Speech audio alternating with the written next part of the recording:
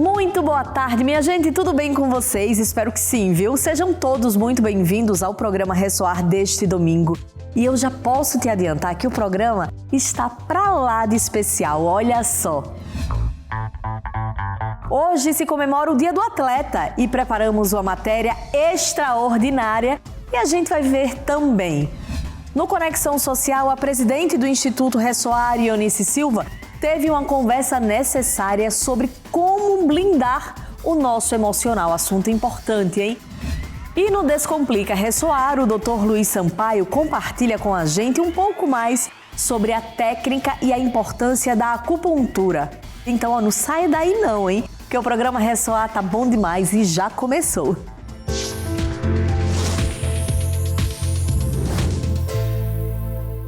Hoje mergulhamos no mundo dos esportes e celebraremos a dedicação e a paixão desses incríveis competidores, mostrando um pouquinho mais desse mundo de atletas e competições. Confira essa matéria especial.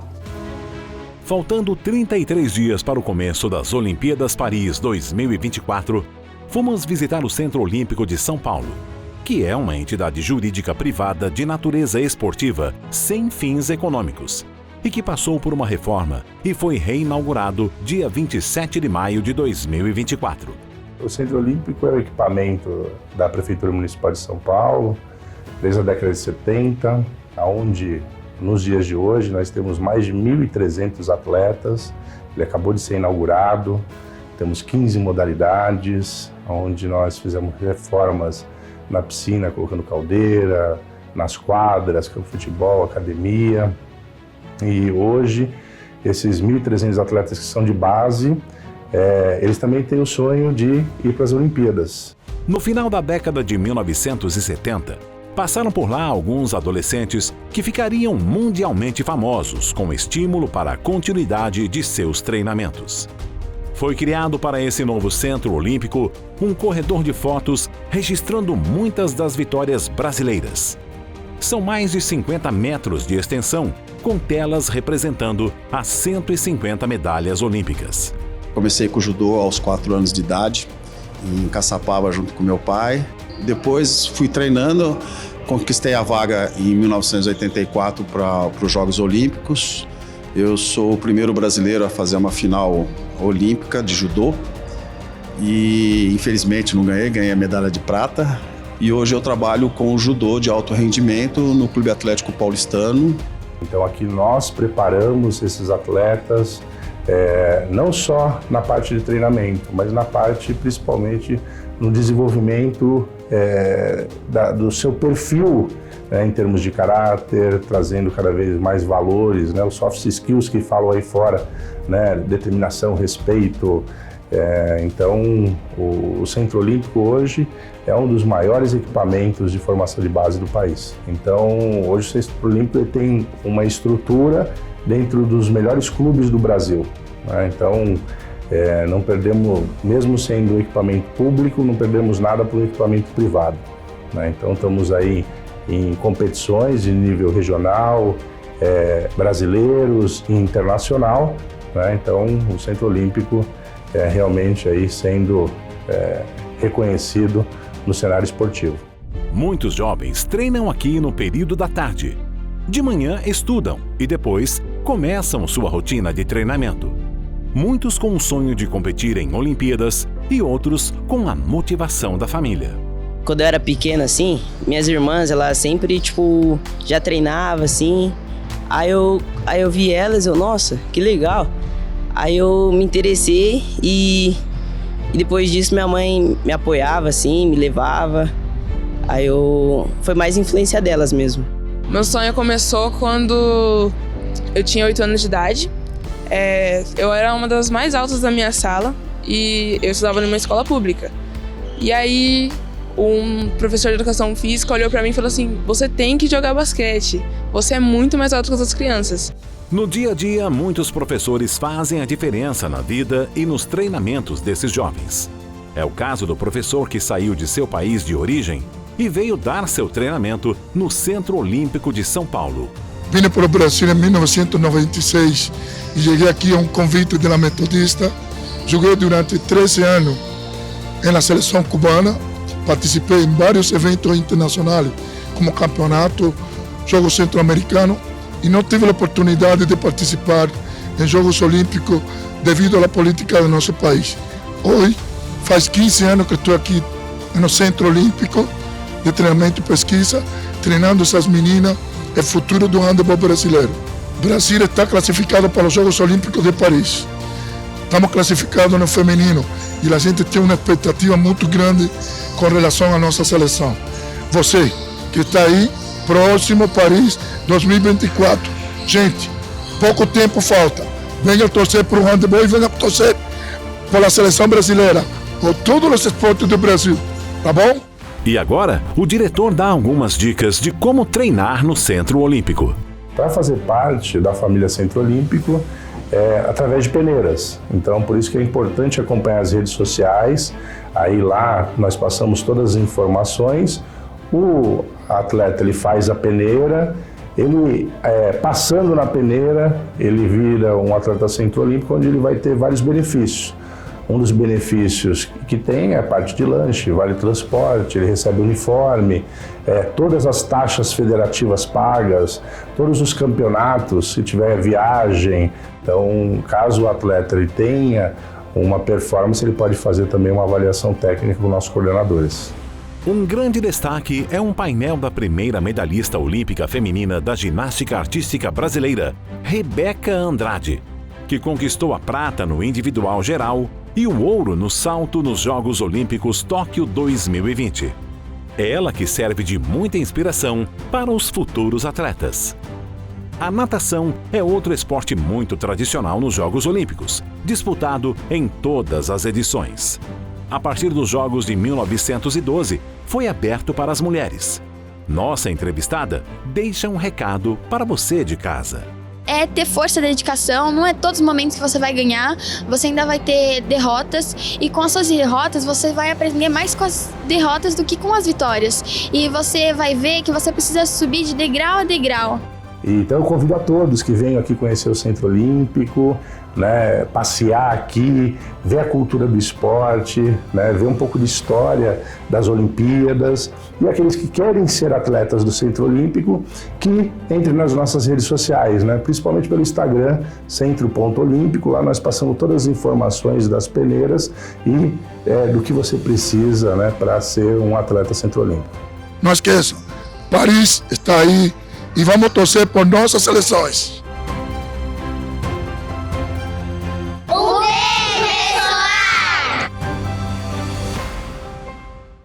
Minha gente, a Olimpíada chegando, né? E é bem legal ver essa rotina e conhecer um pouco mais dos treinos dos nossos futuros atletas.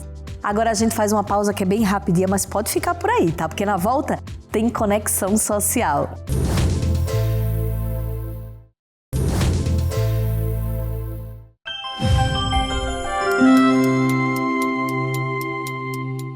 Para tudo que você está fazendo e preste atenção nessas imagens. Infelizmente, no sertão nordestino, muitas famílias vivem nessas condições. Por isso eu estou aqui para pedir a sua ajuda. O projeto Nova Canaã luta todos os dias para mudar a realidade de muitas crianças e adolescentes. Mas depende da sua doação para continuar existindo. Por isso eu te peço, entre no site r7.com/adote uma criança. Ou aponte a câmera do seu celular para o QR Code que está aqui na tela e faça já a sua doação. Com apenas R$1 por dia, você ajuda a salvar uma vida. Além disso, você estará dando a chance dessas crianças terem um futuro melhor, com mais oportunidade e esperança. Juntos, vamos fazer a diferença. Compartilhe o amor. Doe agora.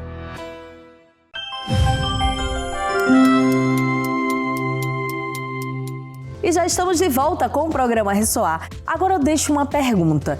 Vocês sabem controlar as emoções? Não! Tem muita gente que não, calma. Então você não pode perder o Conexão Social. Hoje, a presidente do Instituto, Ionice Silva, tem o prazer de conversar com a mentora em psicologia cristocêntrica, a Fran Vichisneski. Então, bora lá acompanhar esse bate-papo, que é muito interessante e muita gente também vai se identificar, viu?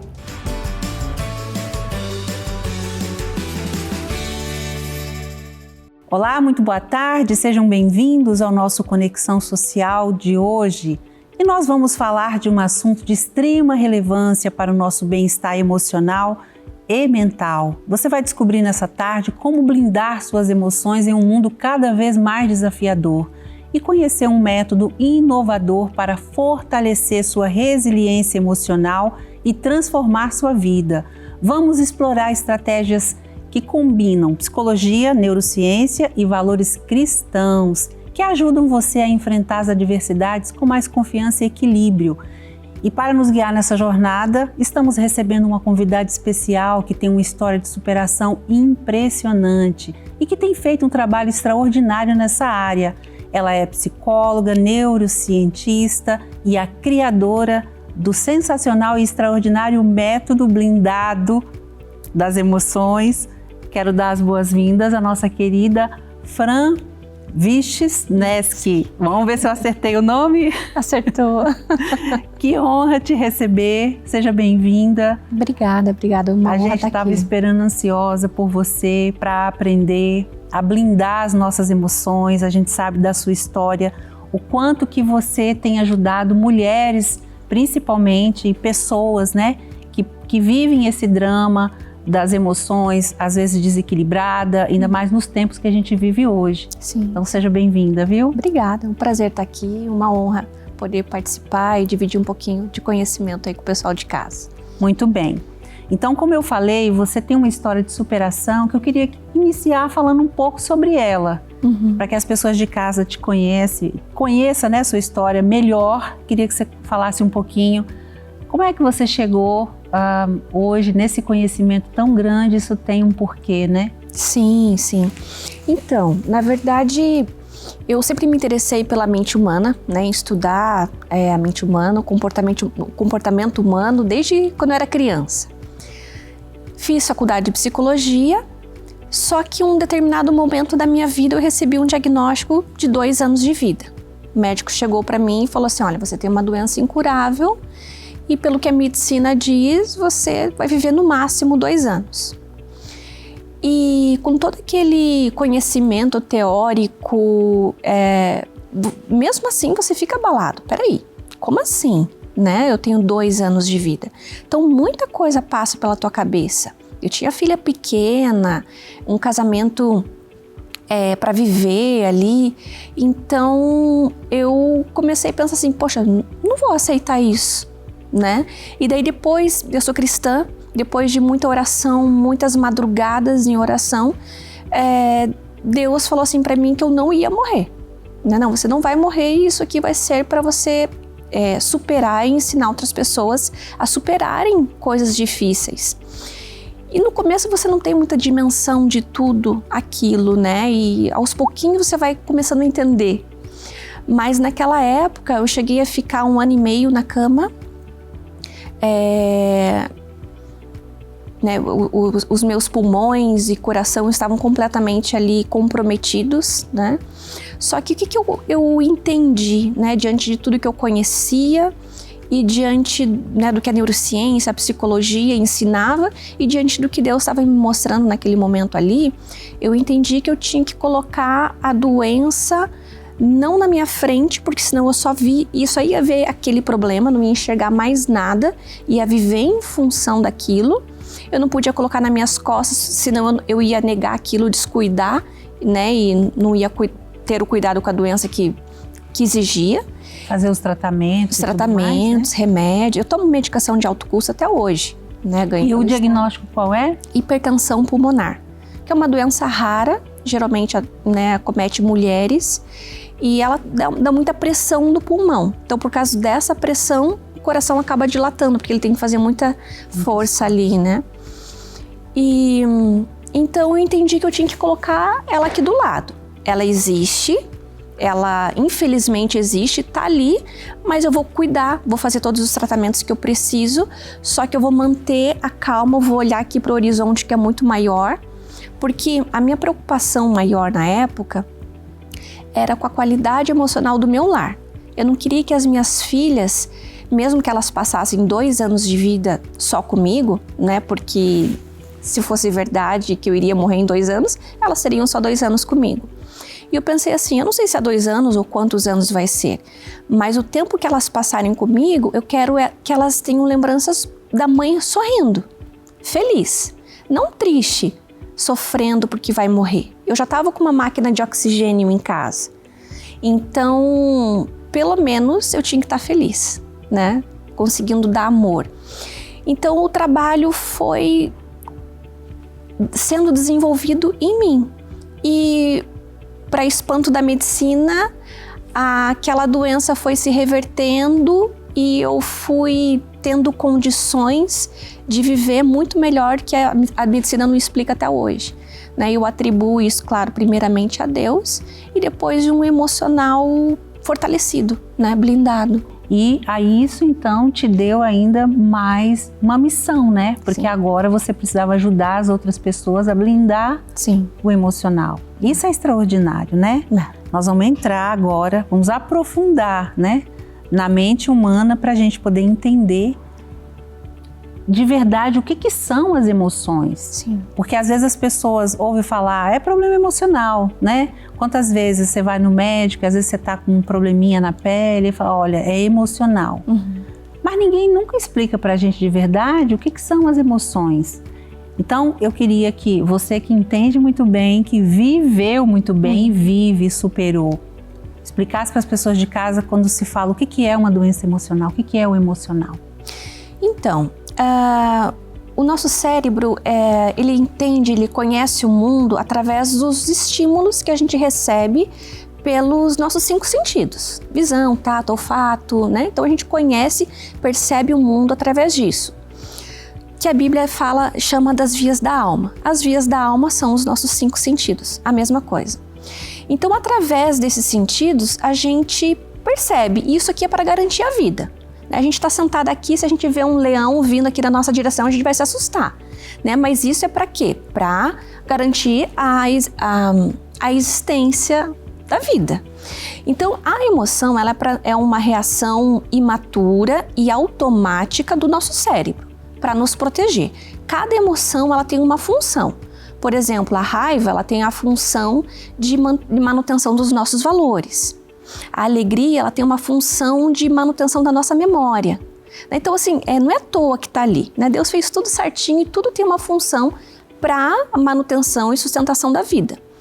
Só que o que acontece? A gente nasce, na maioria das vezes, num lar que a gente não aprende a lidar com as emoções. Então, a gente cresce escutando assim, não foi nada. Levanta, isso vai passar. Engole o choro. Engole o choro, né? Menino não chora, ou menina dessa idade já passou. Então, a gente sem querer, porque os nossos pais também, infelizmente, também cresceram assim, nós aprendemos que a gente tem que colocar embaixo do tapete, não olhar para isso, né? Fingir que não é nada. Ignorar. E nisso a criança, o adolescente, o adulto não aprende a lidar com aquilo. O que eu faço com a raiva? Né? A raiva tem um lado bom, tem um lado ruim, né? E tem. Então, assim, as emoções, elas são saudáveis até o momento que isso não me prejudica. Ela tem que me servir, não fazer mal para mim ou para o mundo. Então, a gente sempre precisa buscar um equilíbrio disso. E quando começa a descompensar, poxa, tá na hora de começar a lidar com isso. Então é mais ou menos isso, de uma forma simplificada, é mais ou menos isso as emoções. E aí eu queria que você explicasse então como é que essas emoções não geridas passam a fazer então um problema até na nossa saúde mental, porque aí agora tem uma diferença, né?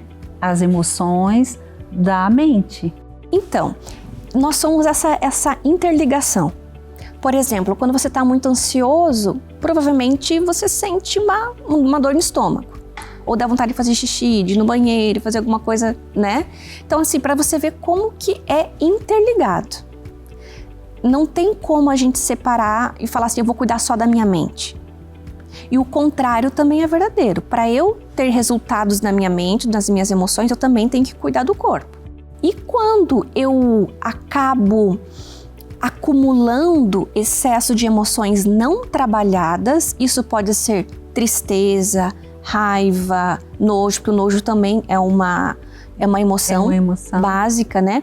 Enfim, não importa qual emoção seja, se eu sempre deixo isso para lá e não olho, o meu corpo sentiu. Porque eu senti um frio na barriga, porque a emoção ela é uma reação fisiológica do nosso corpo. Vamos voltar no leão aqui. Se o leão vem aqui, a minha pupila vai dilatar, eu vou sentir aquele frio na barriga, porque o sangue ele se desloca da barriga para ir para os músculos, para preparar a gente para a gente poder correr, para a gente entrar no movimento de luta ou fuga. E aí a gente vai para a psicossomática, né, que é uma área dentro da psicologia especializada, né, para essa somatização de doenças no corpo, que dela vai falar ali, né, a doença no fígado tem muito a ver com raiva, ela vai mais a fundo. Então, né, dependendo de onde você tem ali o probleminha, acaba identificando, né? Aí você falou que tem a emoção é necessário, né? Sim, ela sim. é inclusive para nos avisar, nos defender, enfim. Mas tem aquelas que são muito negativas, que a gente já sabe que não pode, né? E que às vezes a gente deixa, você não deveria, mas sei lá, uma delas é a raiva, é a mágoa, né? Queria que você falasse como é que as pessoas podem lidar com essas emoções negativas e não aceitar, falar, olha, quero me livrar disso, né? Então, o primeiro passo é olhar para isso, né? Tem uma frase que eu gosto muito que fala assim que nós passamos uma vida inteira lutando para viver sem sofrimento. E quando a gente faz isso, a gente nega a oportunidade de eliminar aquilo que nos prejudica. Muito interessante. Né? Então, assim, a raiva, ela não precisa ser negativa. A própria Bíblia fala, irai-vos, mas não pequeis. Então, assim, a raiva, ela te coloca em movimento. A raiva saudável, né? Assim, ela faz, não, deixa que eu resolvo isso aqui, né? A indignação, né? De não aceitar um fato, uma coisa que está acontecendo ali. Se alguém faz alguma coisa para minha filha, eu vou ficar com raiva. E isso vai fazer eu ir lá e tentar resolver de uma forma civilizada, claro, né? Então, assim, as emoções negativas, eu falo entre aspas, porque para a neurociência não existe emoção negativa ou positiva por causa disso, né? A raiva, ela pode ter o viés positivo quando ela nos coloca em movimento para algo bom. A partir do momento que ela está nos colocando para algo mal, eu grito com as pessoas, eu tô fazendo mal para mim, para os outros, tô acumulando raiva dentro de mim, daí é negativo, né? Então, o primeiro passo é reconhecer, poxa, não, eu preciso aprender a lidar com isso. E daí, depois disso, o segundo passo seria você substituir o que você vai fazer com aquilo. Eu até lembrei de uma coisa engraçada agora. Essas trends que tá tendo na internet, eu sou filha de psicóloga e é claro que minha mãe sempre pergunta o que eu tô sentindo, né? Tem esses videozinhos. E a minha filha de 17 anos, ela fez uma trend, ela gravou um videozinho assim falando essas coisas, né? Dela bem assim, eu sou filha de psicóloga e é claro que a minha mãe faz eu ficar pulando quando eu tô ansiosa. Que é uma das coisas que se pode. Sim, sim. Então, ela é uma pessoa normal, então ela tem ansiedade. Todo mundo tem, sim, né? E quando eu vejo ela fala, filha, 50 pulinhos. Daí ela fica lá falando comigo pulando. E quem vê isso vai pensar, nossa, que coisa de louco. Mas ela tá gastando energia, ela tá fazendo o corpo dela gerar um movimento que manda um recado pro cérebro de que, poxa, tá tudo bem, eu não preciso ficar com um hiperfoco nesse problema agora. Nesse momento eu posso desviar um pouquinho a atenção e cuidar aqui do movimento que ela tá fazendo.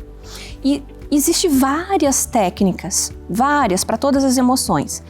Para quem tem ataque de pânico, por exemplo, que daí vai para a emoção do medo, existe uma técnica muito comum que é sempre que possível ter alguma coisa gelada ou um gelo, né? E a pessoa tá tendo um ataque ali de gelo, coloca um gelo na mão da pessoa, fecha a mãozinha dela, porque às vezes a pessoa não consegue nem isso no momento, né? Então você coloca, porque assim como o cérebro dá recado pro nosso corpo e faz a gente achar que vai morrer naquela hora, o contrário também acontece. Nosso corpo também manda um recado pro cérebro e ele, peraí, o que é esse negócio gelado aqui? Deixa eu tirar o hiperfoco desse medo e ver o que tá acontecendo nesse gelo, né? Então, inclusive, essa técnica é utilizada em hospitais psiquiátricos e tal, né? Agora eu queria que você falasse como é que influencia nos relacionamentos pessoais. Porque às vezes a gente fica mais à vontade em casa, a gente acha que pode falar, né? O que quer com o cônjuge, com o filho, às vezes com aquela pessoa que trabalha na sua casa. Queria que você falasse como é que isso adoece também quem está ao redor, né? Sim, sim. E aí é um paradoxo assim bem complicado e a gente precisa prestar muita atenção. Às vezes, se você não quer fazer terapia, não quer fazer uma mentoria, alguma coisa assim, por você, então faz por quem você ama, né? Porque todos nós temos questões para melhorar e que afetam outras pessoas.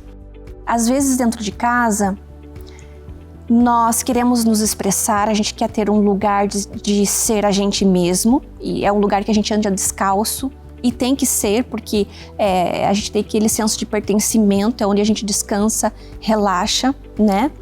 Mas o como você está se expressando faz total diferença. E às vezes a gente tá num dia cansado, ficou com o sapato machucando o pé o dia inteiro, enfim, trabalhou, atendeu, ajudou e fez de tudo, e você não tem energia disponível mais no final do dia. Daí vem filho perguntando de tarefa, isso, aquilo, e pá, explode, né? Tem como aprender a lidar com isso? Tem, né? E é fundamental. Eu acho que é uma questão de amor, né? Você aprender a lidar com as suas emoções e você sentar com os seus filhos, por exemplo, e ensinar eles a lidarem com emoções, né? Que nem a minha filha, eu usei esse exemplo engraçado dos pulinhos, mas a gente conversa também, eu não faço só elas pularem, né? Mas eu tô preparando ela para ser uma mãe, uma adulta que sabe lidar com as próprias emoções. Ela, com certeza, ela vai fazer uma prova de Enem, ela quer entrar para medicina, né? Então ela vai fazer Enem, vestibular. Antes de uma prova, ela vai fazer as técnicas que ela sabe que vão ajudar ela a ficar calma para fazer uma prova. E que mãe que não gosta disso? De saber que você está preparando os seus filhos para sofrer menos na vida. Sim. Né? Inclusive que não sofra o que a gente sofreu, né? Sim. Porque nós somos de uma geração, talvez você nem tanto, porque você é bem mais nova, né, Fran? Mas eu sou de uma geração que a gente sofreu muito. Eu não vou falar aqui minha idade, mas acho que vocês já sabem. Nós sofremos muito por falta de conhecimento, porque a gente não sabia lidar com as nossas próprias emoções e nem com as emoções dos outros, porque você vai ensinar pra gente também como lidar com pessoas difíceis. A gente não precisa receber, né, Fran? Não. As pessoas, quando chega nervosa, querendo derramar, né, toda uma emoção negativa, todos os desafios que ela passou no dia, que às vezes a pessoa que está em casa nem sabe. Então a gente também pode se blindar, a gente vai aprender isso. Então eu quero que você explique pra gente a importância da inteligência emocional, como é que a gente desenvolve isso? Sim. Porque isso é algo que a gente desenvolve, a gente não nasce com isso, né Fran? Sim. Então, um dos maiores ganhos de todo esse processo é a gente aprender o que é meu e o que é do outro, né? Então, assim, um pai, uma mãe que trabalhou, que levou xingão do chefe, que deu problema no trabalho, né? Ele tá com aquele problema sério ali dentro dele, porque ele não percebeu na hora, naquele momento, que aquilo não era dele. Era do chefe, era do trabalho. E o que acontece? Ele vai para casa carregando aquilo que não é dele. E às vezes nem dorme à noite, né? Nem dorme. Eu passei noites em claro. Sim. Achando que o problema era eu. Então. E daí a gente vai conversar com os nossos filhos, por mais que às vezes a gente não fale nada, mas a gente tá com a cara fechada. O nosso filho vai aprender a mesma coisa. O papai tá assim porque... Tá chateado comigo. Tá chateado, eu fiz alguma coisa errada. Então ele também não vai aprender a separar o que é dele e o que é do outro. Ele não vai falar assim, não, papai teve um problema no trabalho. Não, papai não gosta de mim, né? Então você vê que isso vai se perpetuando de geração em geração, né? Porque a inteligência emocional, ela nada mais é do que a gente aprender a lidar com as nossas emoções. A gente não tem garantia nenhuma de que a gente não vai sofrer na nossa vida. Se a gente tem uma certeza, a gente tá vivo, tá respirando, a gente tem certeza que a gente vai sofrer. Mas agora a pergunta é, como você vai passar, como você vai passar pelos sofrimentos que vão aparecer na sua vida? O que você vai fazer com o que fizeram com você, né? Exato. Né? Você vai passar por isso enfraquecido, absorvendo tudo, né, de todos, ou você vai se blindar para isso, né? Até o meu treinamento emocional blindado é justamente isso, porque às vezes as pessoas pensam assim, não, blindagem é uma coisa assim que não vai nada me afetar. Não, se você está num carro blindado, você abre a janela para quem você quer, né? Então, assim, nos momentos certos, você seleciona o que entra e o que sai de dentro de você. Então, isso é inteligência emocional. Não, isso não me pertence, isso não vai me afetar, né? E existem técnicas, protocolos para isso. É aprendível, né? Só as pessoas buscarem. Tá, o conhecimento à nossa disposição, né? Sim. E agora eu queria que você falasse, então, como é que surgiu a ideia de criar o método emocional blindado, que é um nome já bem sugestivo, né? Sim, sim. É um método, é uma metodologia, e isso é muito importante, porque significa que ela foi estudada, validada, ali tem base científica, e é mesmo como o ser humano funciona, né? É como se fosse uma receita, uma bula, né? Sim. Queria que você falasse como é que você criou esse método e como é que ele surgiu. Então, eu sou meio nerd no sentido de eu sempre gostei de estudar, né? Isso é uma paixão minha até hoje. Então eu já tinha todo o aparato ali de teórico e científico, né? De psicologia. Na época eu não tinha de neurociência ainda, mas né, eu já sempre ia estudando isso. Já fazem 20 anos que eu estudo a mente humana.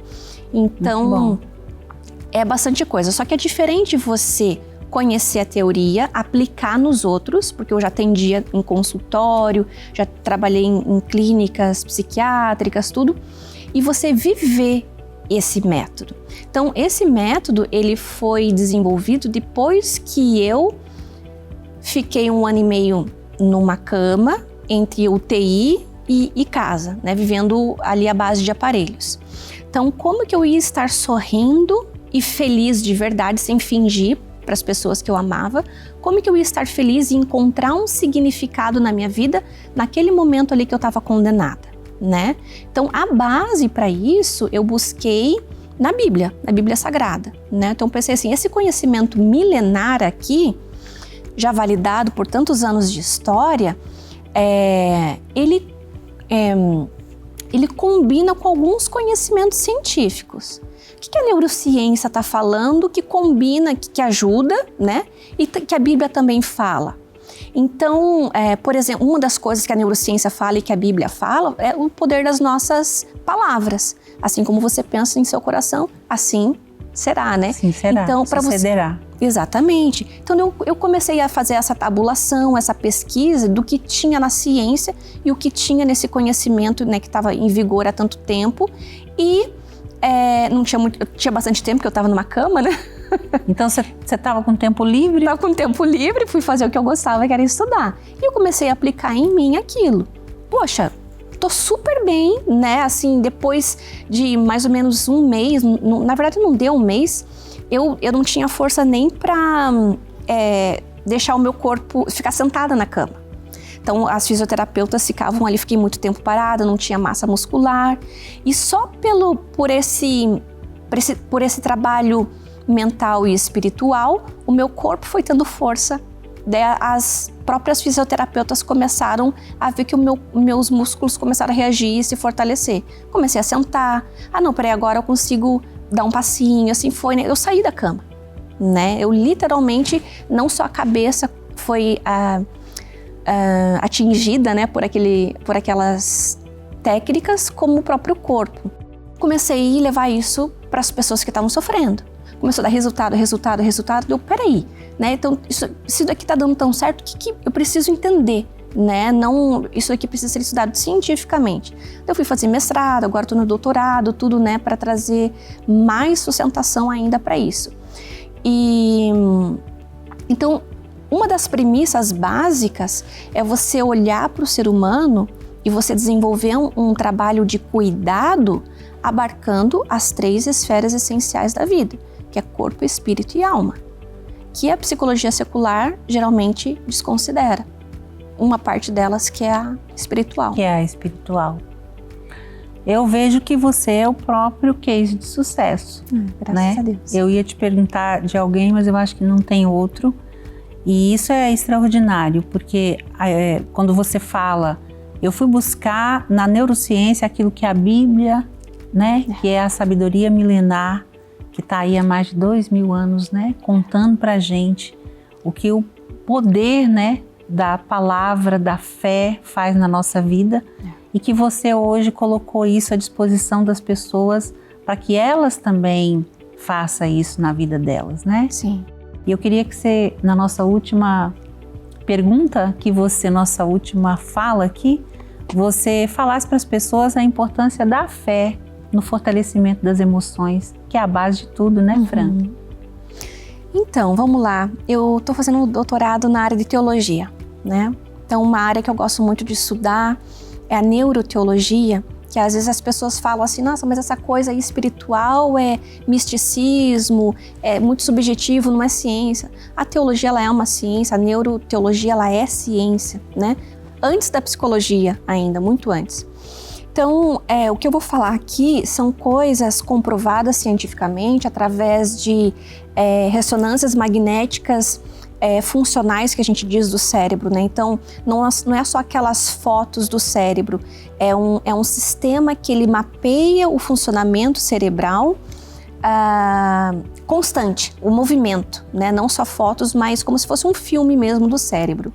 Então, existe pesquisas sérias no sentido de a quantidade de pessoas que participaram desses estudos e o tempo também desenvolvido, né? Então tem pesquisas aí que foram desenvolvidas num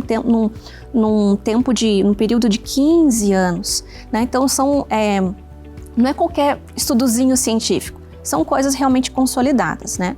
E isso não é de uma religião específica, tá? Esse estudo, o maior estudo foi feito com pessoas católicas, evangélicas, enfim, né? Estavam falando com Deus. Então, no momento da oração, quando elas estavam lá dentro da ressonância magnética, o cérebro dela estava tendo um comportamento. Elas começaram a orar, o cérebro dela começou a ter um outro funcionamento muito mais saudável. E essas pessoas foram acompanhadas ao longo do tempo. Então, o cérebro de pessoas que tinham a prática constante de oração era um cérebro muito mais saudável. E eu não tô falando, porque assim, mente e cérebro são coisas diferentes. Sim. Né? Por exemplo, a lâmpada ali. Falando do cérebro órgão, né? Que impacta na mente, né? Sim. Mas, por exemplo, a lâmpada, a parte da estrutura ali é como se fosse o cérebro. Já a energia que faz funcionar, né, seria a mente, né? Sim. Então, um cérebro com uma estrutura mais saudável, ela propicia que a mente também seja, né? E isso você vê daí nos hábitos das pessoas, são pessoas que perdoam com mais facilidade. Mais positivas, né? Positivas, né? Até o meu estudo que estou desenvolvendo agora no doutorado fala de uma perspectiva positiva que a Bíblia tem, porque os grandes estudos da psicologia falam que as pessoas que possuem uma perspectiva positiva de vida, um futuro, planos, sonhos, metas, elas são mais felizes, elas reagem melhor a problemas. E na Bíblia é a mesma coisa, porque ali está a história da humanidade. E a gente já sabe quem venceu essa história. A gente já sabe que é um final feliz. Então a Bíblia ela tem uma perspectiva saudável, inclusive, né, numa perspectiva social falando. Sim. Né? Então, esses são só alguns exemplos de que a fé comprovadamente traz mais saúde. A gente poderia ficar a tarde inteira falando aqui, mas... Você queria comprovar na ciência, né? Sim, sim. Porque às vezes as pessoas pensam, não, é só uma crença. Não é só uma crença. Na verdade, é a base de tudo, né? Uma pessoa que tem fé, ela consegue, sim, se levantar de qualquer situação. Ela enxerga além do problema, né? Que foi o que aconteceu com você, né? Sim. E que bom que você conseguiu, né, Fran? Ai, graças a Deus. Parabéns e parabéns por criar um método tão extraordinário, revolucionário, como eu disse, que transforma a vida das pessoas e que transformou a sua, né? Sim, sim. Eu fico muito feliz de saber disso e a pessoa incrível que você é, né? Você transmite isso no que você faz e, enfim, Deus te abençoe muito, cada dia mais, viu? Amém, amém. Obrigada. Agora você tem um tempo aqui que é seu, para as considerações finais. Eu queria que você deixasse uma mensagem para quem está nos assistindo nessa tarde, porque para que fique gravado isso no coração deles, que a nossa intenção aqui hoje foi ajudá-los. Você veio de tão longe, você mora lá no Sul, lá no Rio Grande do Sul, para contar a sua história e para compartilhar, né, todo esse conhecimento. Fica à vontade, viu? Eu tenho uma mensagem para você que é: muitos problemas da sua vida, da minha vida, da vida de todos nós, poderiam ser evitados. Relacionamentos que se romperam poderiam ter sido evitados. Filhos que foram para caminhos de sofrimento, isso poderia ter sido evitado. Tantos sofrimentos ao longo da nossa história poderia ter sido evitado se a gente tivesse desenvolvido um emocional blindado, né? E o emocional blindado nada mais é do que um convite de você aprender a lidar com o seu emocional, com as suas emoções. Então não importa qual o seu problema, tem solução em Deus e na ciência. Muito bem, maravilhoso. O que a gente quer é que a pessoa saiba, tem como buscar, né? A gente sabe que quando acaba as nossas possibilidades, a gente recorre à fé. Sim. Só que tá tudo junto ali, né? Hoje se tem tantos termos para usar que no final a gente sabe que Deus é quem está guiando, até o médico, a mão do médico, na hora que a gente vai fazer uma consulta, espera o diagnóstico, né? Sim. E isso é maravilhoso. E como é que as pessoas te encontram? Queria que você deixasse seus contatos. Então, vocês podem pesquisar por Emocional Blindado ou por Fran Wischnesk no Instagram. Fran Wischnesk é fran.w, já aparece meu nome lá, tô ajudando. O nome polonês aqui não ajuda muito, né? Mas vocês podem achar, acho que eu deixei o meu contato celular também com a produção. Sim, muito bem. Muito obrigada, viu? Eu que agradeço. Volte sempre.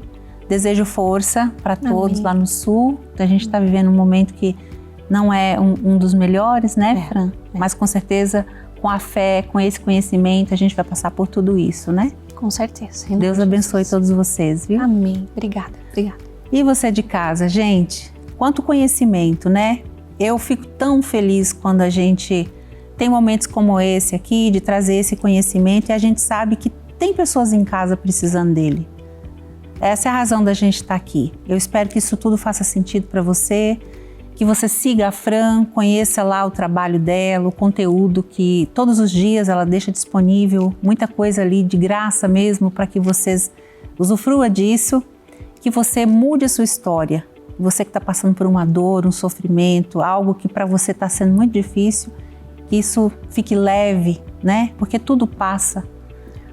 O que é bom passa, o que é ruim também passa. Isso é a notícia boa. Então quero desejar para você uma ótima tarde, te convidar para seguir a Fran, seguir o programa Ressoar, me seguir também.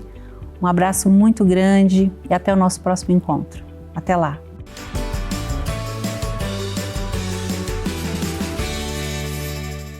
Muito obrigada por compartilhar tanta informação, Fran, e ainda mais sobre um assunto que é muito importante. Eu gostei dessa entrevista demais. Se você também curtiu, você pode rever lá no nosso canal do YouTube, tá bom?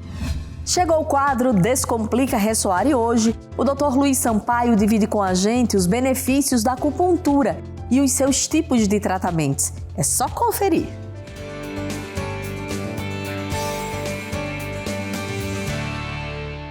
Olá, pessoal do programa Ressoar.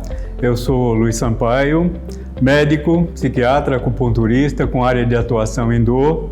E hoje eu vim aqui conversar com vocês a respeito da acupuntura. Então, o que é acupuntura? A acupuntura é um tratamento médico e, assim, a acupuntura, ela consiste na inserção de agulhas em determinados locais do corpo já bem especificados e bem mapeados. E sempre a acupuntura ela deve ser feita como um tratamento médico baseada num diagnóstico. Lembrar também que existem outras correntes de acupuntura que não só a acupuntura baseada na medicina chinesa. Nós temos hoje a acupuntura científica moderna, que é baseada na neuromodulação, e vários outros microsistemas que são usados para acupuntura, como a auriculoterapia, como a acupuntura também no crânio, né? As craniopunturas, que são várias técnicas que tem. Além, a acupuntura, basicamente, ela vem acus, agulha, puntura, né? Então, picar com agulha. Mas nós usamos também outros instrumentos, né? Como as ventosas, que tem uma utilização bastante boa no caso de estagnação, de dor, né? A gente usa a ventosa. Muitas vezes fica uma mancha meio que arroxeada e aquilo está mostrando que aquele lugar estava com um problema.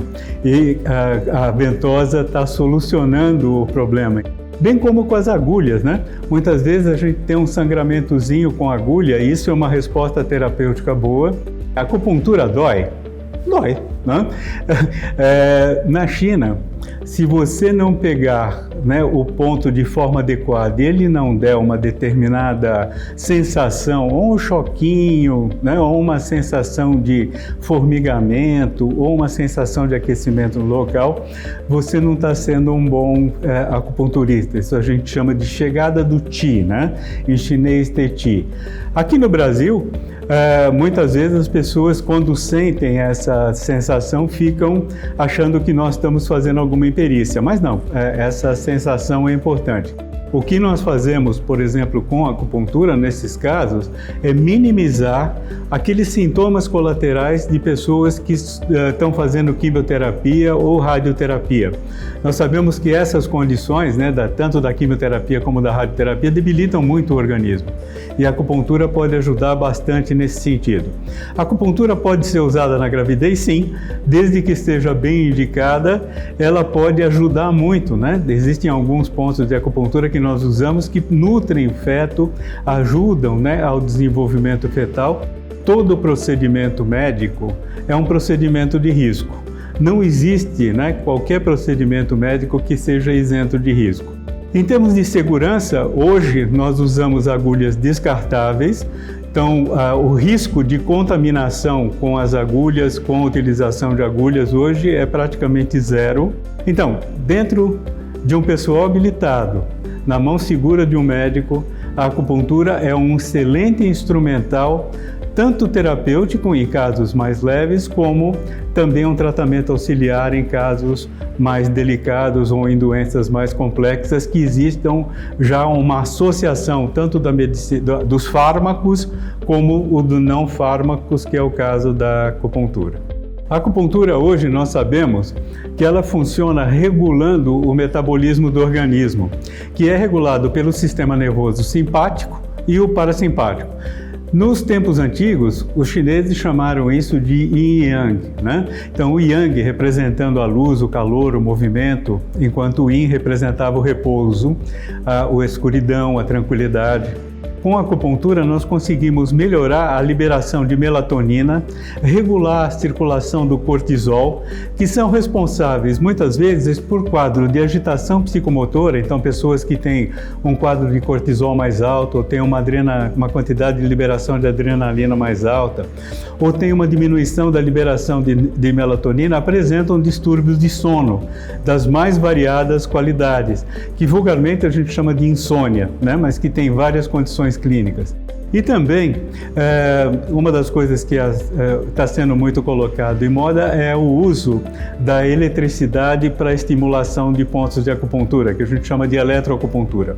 Então, a eletroacupuntura nada mais é do que você manipular a agulha com a mão. Se você substituir, então, essa manipulação que você normalmente fazemos com a mão, que antigamente fazia com a mão, através da estimulação elétrica de 2 pontos. Então, ela tem a ação de potencialização do efeito da liberação daqueles neurotransmissores que eu acabei de colocar. Eu espero ter satisfeito a vocês. Qualquer dúvida, nós temos o nosso site cmba.org.br, onde existe uma rede de colegas pelo Brasil inteiro aptos e capacitados a atender às necessidades, e também temos uma página lá de informação aos pacientes daquilo que a acupuntura pode fazer. Muito obrigado e até uma próxima.